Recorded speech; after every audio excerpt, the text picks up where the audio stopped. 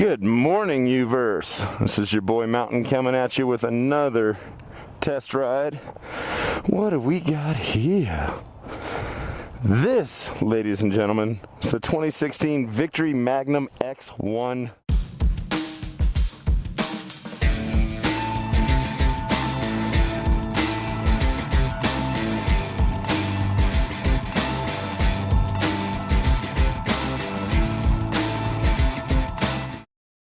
Beautiful. I love the styling Victory has put on it. I love the modern touches. I think this is a dead sexy bike. We got a 10 speaker, 200 watt sound system. I love the styling cues of this bike. I think this bike is so goddamn sexy. I love the crease lines. I like the aggressive headlight. We got those things, floorboards to put your feet on. Everybody tells me this is the cross-country cruiser to have. This is sex appeal. So let's take it for a ride and see what we find. All right, initial impressions, sitting on it. Ooh, that seat is comfy. Cups the buttocks. Now I'm 6'2", got a 34-inch inseam. It does have a slightly wide waist, so while I'm comfortably flat-footing it, knees do feel a little splayed. I can definitely, easy bend. So this is one of those cruisers that's going to fit a lot of people. It does feel a little hefty. You definitely can tell it's American steel. Let's run through the controls real quick. So obviously we got the turn signals, we got the highs, we got the hazards. That's kind of nice having a four-way. I do wish my Ducati had that. Horn.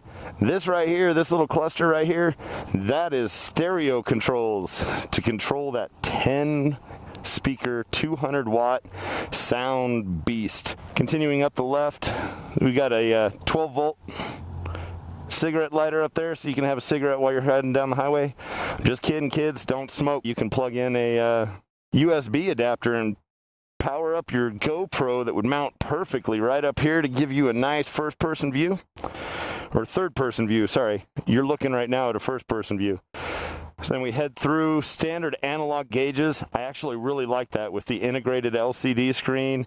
This right here is your stereo, and I played around with it for a second. It works intuitively. It's really, really nice. One thing that I have noticed that's missing is there's no gear indicator, but this is a cruiser, so who cares? So then we've got, you can see the two speakers out here in the wings, minimal wind skirt, pretty decent mirrors. Honestly, for stock mirrors, what do you expect? I mean, I sit on them and of course I see my shoulders, but I got broad ass shoulders. We got our kill switch, got our starter enable, and we got cruise control, ladies and gentlemen. Yeah, because this is a long distance cruiser. So anyway, let's start her up to see what she sounds like. Oh, she's also keyed. So the key's down here on the left. Start her up. She's pretty muted. Throttle response is a little slow, but it's what you'd expect from a big old V-twin. Now this one has Victory's performance cam from the factory. This isn't an aftermarket upgrade. Now this is first gear, and it's pretty smooth. I'm not used to being able to just start in first and keep it going all the way down to the end.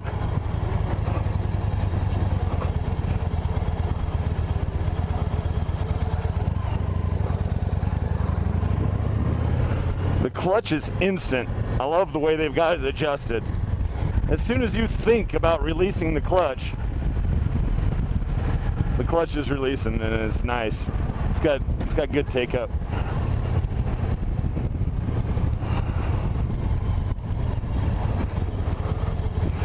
Now this is not going to be my typical high-speed chase, so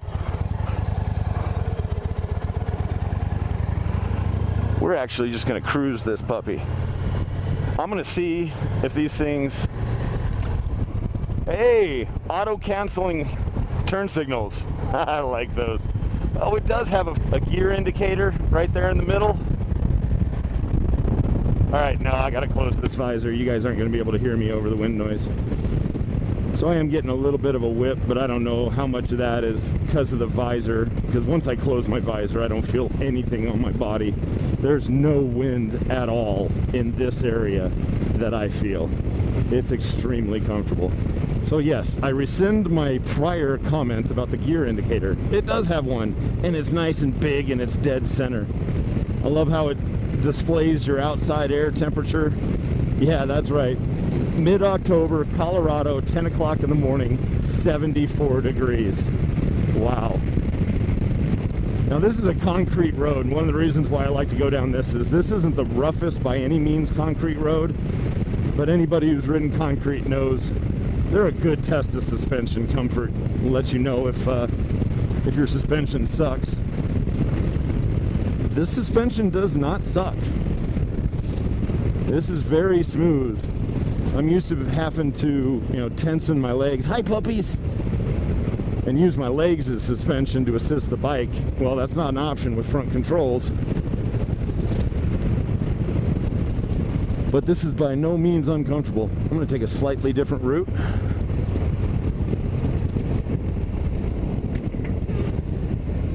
All right, there's 2. There's 1. Oh, it does show 1. I wonder what... Whoa, she's a heavy girl. Hill starts, that clutch is really, oh yeah, it's super buttery smooth. You can feather that clutch.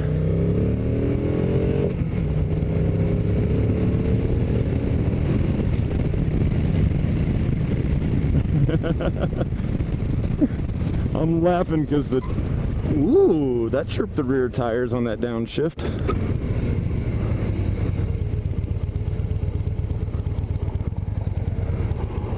I'm laughing because the tachometer is so organic in its motion. It's so smooth. It's like a refined Swiss watch, perfectly crafted and balanced. It just sweeps, and then when you downshift, or when you upshift, it just gradually goes back down and then sweeps back up. Tells you this motor has a lot of mass to it. So it does take a lot of power to get it moving. And then once it gets moving, it takes a lot of time or effort to slow that sucker down.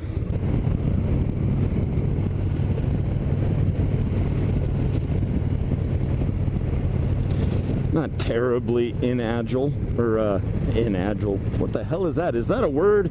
It is now. Bikes are either agile or inagile. Yeah, suck that one up.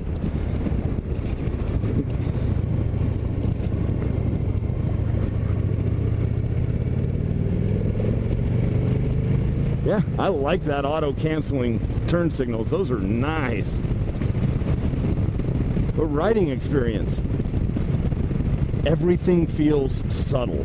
It feels refined. It feels good. Don't get me wrong. I mean, I left that corner and just gave it a little bit of throttle, and she got right up to speed. We're doing 50 and just cruising right along on this concrete road. And I can feel a little bit of the road imperfections coming through the bike, but not much at all. And I happen to know this road bounces you around if you're in like a 1-ton pickup or anything with it stiffly sprung. So this is a very, very comfortable bike. Very comfortable bike. Let's go this way. We go the back route. We're gonna cut through a neighborhood.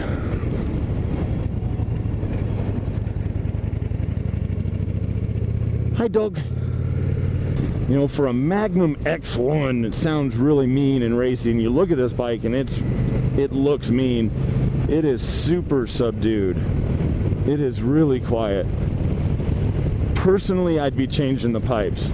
I'd be opening up the pipes and letting this baby growl, because right now she doesn't growl at all. There's really no growl. It's got pretty good oomph to it. 40 to 50 is pretty responsive. You can definitely feel it.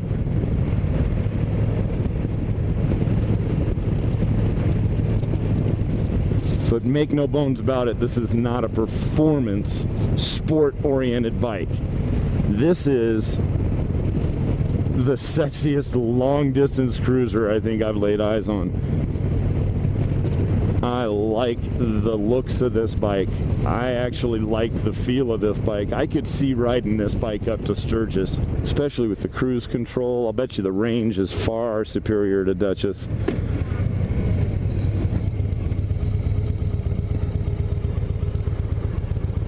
Brakes are good. They're like everything else on this bike. It's very progressive. It's very smooth. Wonderfully refined, I guess.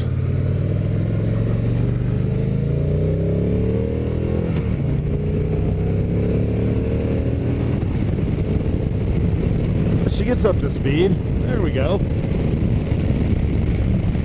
I knew that was going to happen. All right, time to test out. Ooh, the back brakes have good bite. Good bite on the back brakes. All right, now we got a little highway.